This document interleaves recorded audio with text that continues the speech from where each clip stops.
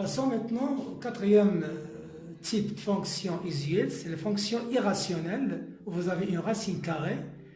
Le a ici est non nul, donc à chaque x on fait associer f de x est égal à x, racine de x plus b.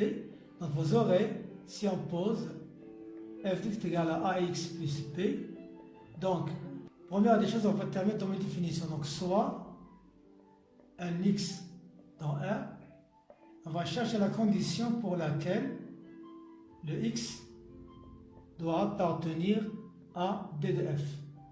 Donc, il faut que ax plus b soit positif. Deuxième étape, ça veut dire on va résoudre une équation. Voilà, supérieur à moins b. Pour passer aux deuxième étape, vous avez deux cas. X supérieur à moins b sur a si a est positif, strictement évidemment, strictement, et ou x inférieur à moins b sur a si le a il est négatif. Pourquoi? Parce que en multipliant les deux termes de cette équation par a, s'il est positif, il ne change pas, négatif, il va changer. Donc vous voyez bien que le domaine définitif de cette fonction dépend de a. Première étape, si a est positif, c'est moins b sur a plus l'infini. Si a est négatif, moins b sur a moins l'infini. Donc vous avez deux cas.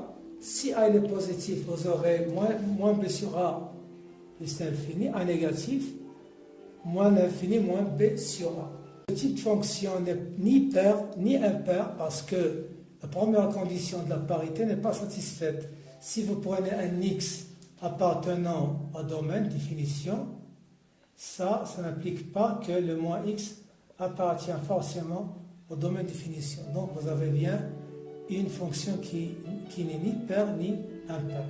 Donc du point de vue variation maintenant, si on prend deux éléments x1, x2 domaine définition, ça dépend des cas, ou bien moins l'infini, moins b sur a, ou bien a plus l'infini. On va calculer le taux de variation.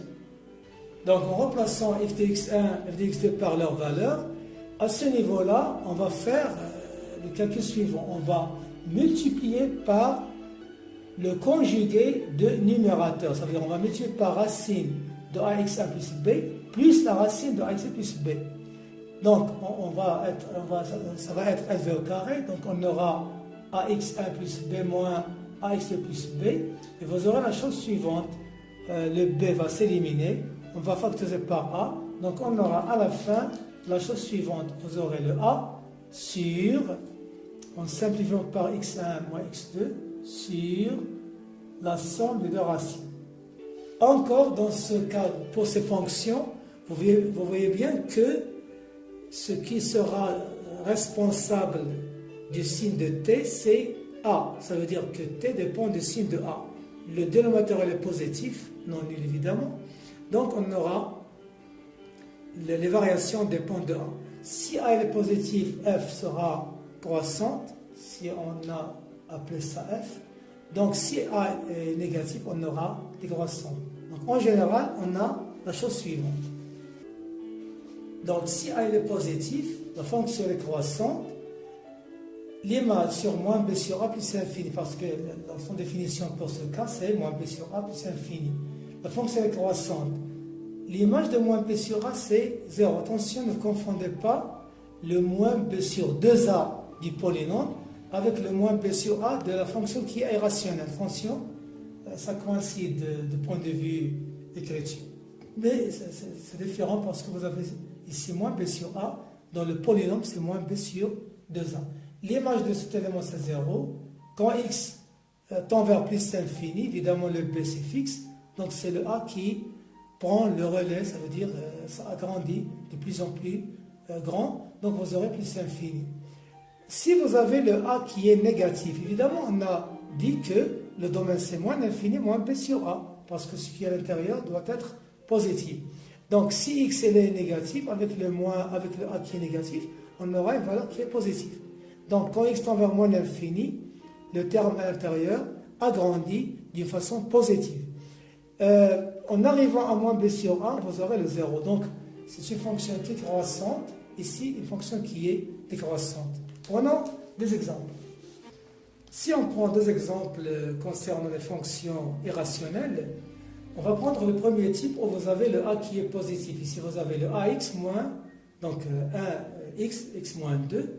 Dans ma définition, c'est moins b sur a, ça veut dire moins b, c'est 2 sur 1, c'est 2, plus l'infini, moins b sur a plus l'infini. Puisque vous avez le a ici positif, donc fonction croissante.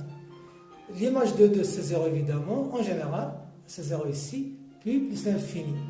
Du point de vue graphe, évidemment le premier point qui est valeur minimale, 2, 0, voilà, 2, 0, donc on fait de part de ceci. Puis on cherche quelques points, par exemple l'image de 3, 3 moins 1 c'est 1, l'image de 4 c'est racine de 2, etc. Donc on peut faire quelques valeurs, puis on trace la courbe de f qui est comme ceci, qui est une fonction qui est croissante. Si on prend le deuxième type, où vous avez le a qui est négatif, ici vous avez moins 4x plus 2, donc ici le a est négatif. Donc la fonction sera décroissante, et vous avez le moins b sur a, le moins b c'est moins 2 sur moins 4, ça veut dire 1 demi. Donc vous aurez moins l'infini 1 demi, comme on l'a déjà signalé tout à l'heure. Puisque le a est négatif, donc la fonction elle est décroissante, et vous avez ici la fonction qui décroît. Chaque fois qu'on prend des éléments moins l'infini, si vous prenez par exemple, on prend 0, donc l'image c'est racine de 2, 1,40. Si vous prenez 1 demi, c'est 0. Si vous prenez par exemple moins 1, donc 2, ça veut dire racine de 6, 2 virgules, donc on aura 2 virgules quelque chose, etc. Donc vous aurez les images de cette fonction-là qui sera de cette forme-là, donc fonction croissante, toujours ça dépend de l'élément qui est A, ou bien le réel qui est A. Ici vous avez le 1, ici vous avez le moins 4.